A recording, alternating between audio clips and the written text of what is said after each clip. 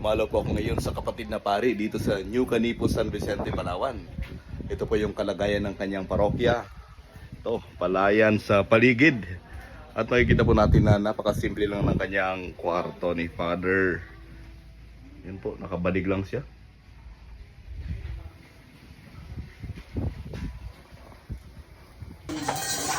Naka-level ninyo sa Ama, nanganak ng Espiritu Santo, mapagmahal na Ama, pinagmumulan ng lahat ng biyaya at pagpapala. Salamat po sa patuloy na biyaya at kalakasan.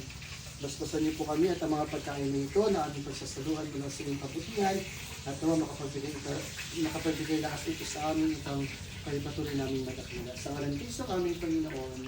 Amen. Sa naman ng Espiritu Santo. Amen. Kain.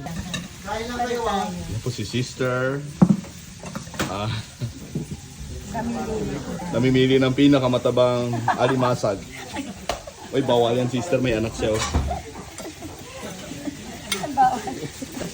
Si Father po nagbugas ito ng plato.